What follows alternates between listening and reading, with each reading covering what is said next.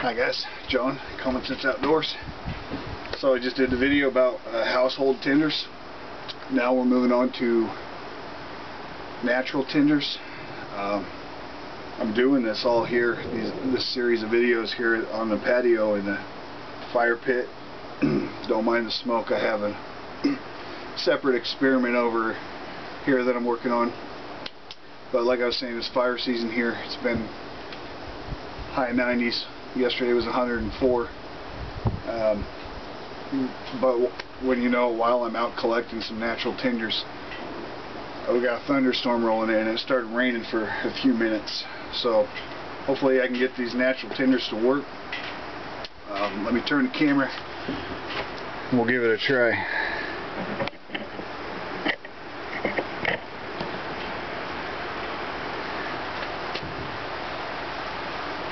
Okay, the first one and most obvious is dried grass.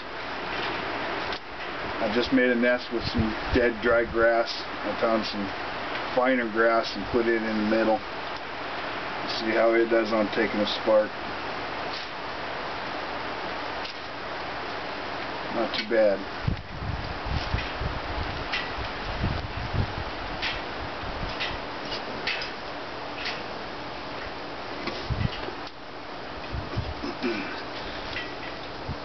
The next one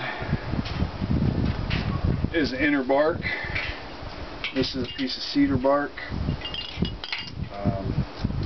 You just peel it from the inside, peel pieces out, start fraying it like you would jute twine, breaking the fibers apart. You can get it somewhat broke down, and then you can take it in your palms and just roll your palms around.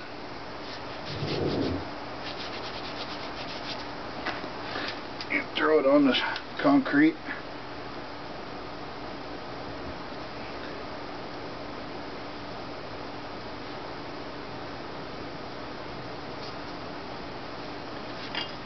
So we'll see how that does on catching a spark.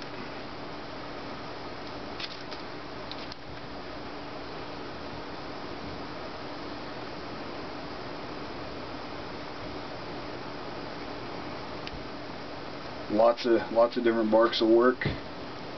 I know a lot of people use birch bark. There's not a lot of birch around here. It's not too hard to find cedar here.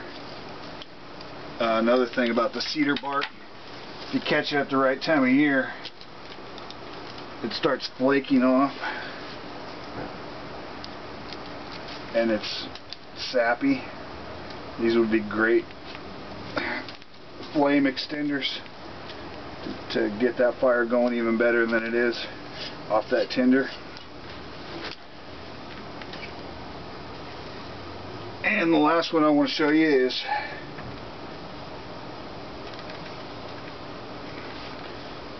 simple moss out of tree branches. This is probably going to be the hardest of the three. Let's give it a try and see how it does.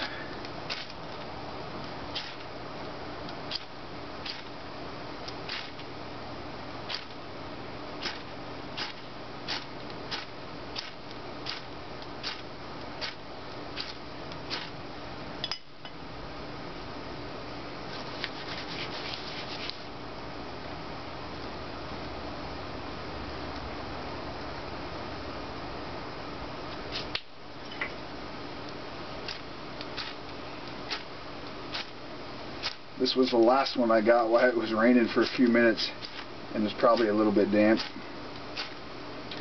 It's not wanting to catch it.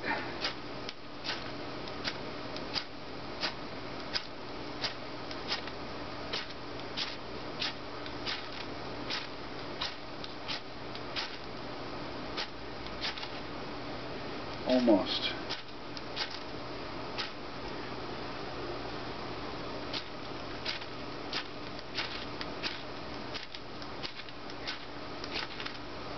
There it goes. Oh, and I blew it out.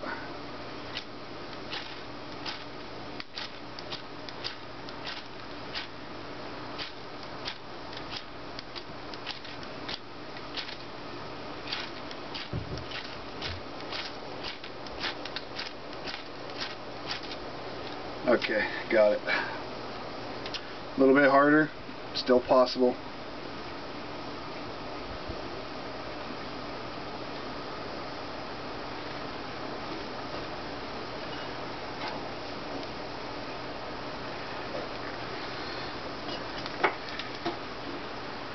So there's 3 good tinders, natural tinders right there.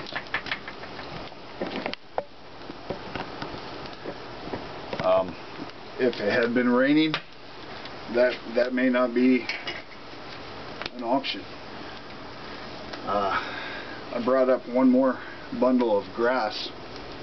I don't know if you can see it, but there's a little bit of green in it, and I don't have the fine stuff that I put in the first one.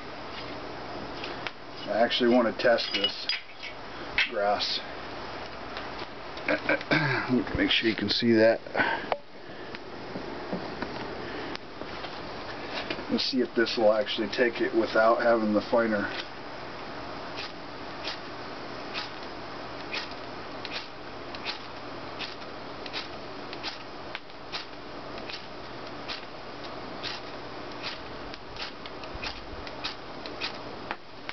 Oh, just about.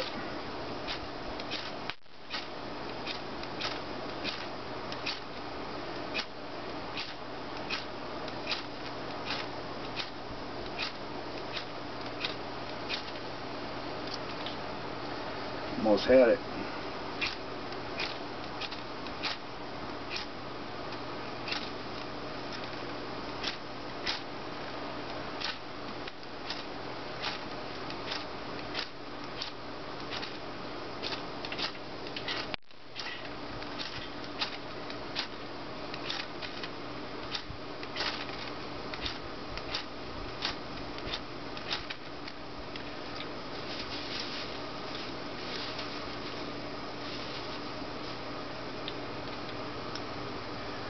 Like I say, this grass is a little bit heavier, a little coarser than the first grass bundle I used, and it does have a little bit of green in it.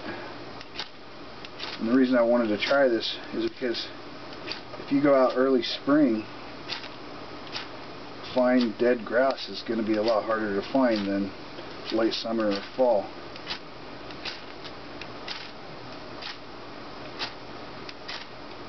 You know, it's real close to taking it. But let me show you something. This is a perfect scenario.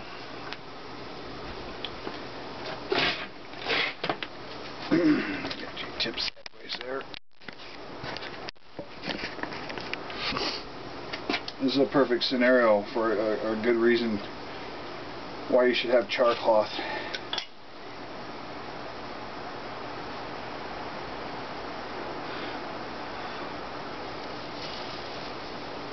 This grass didn't want to take spark, but with the char cloth I should still be able to.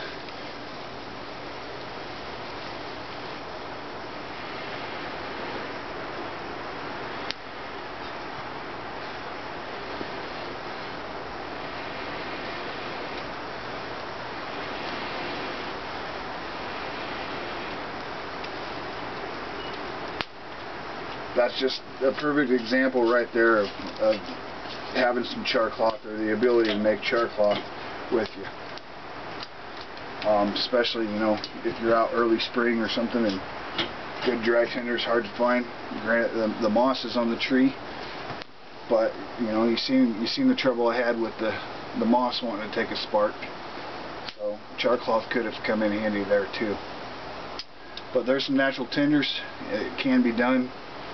Don't rely on it for your first fire. Have one of those household tinders with you for your first fire. After that, you can help affect how easy it's going to be for you to start the next fire. So thanks for watching, guys. Like, comment, subscribe. More videos coming to you soon.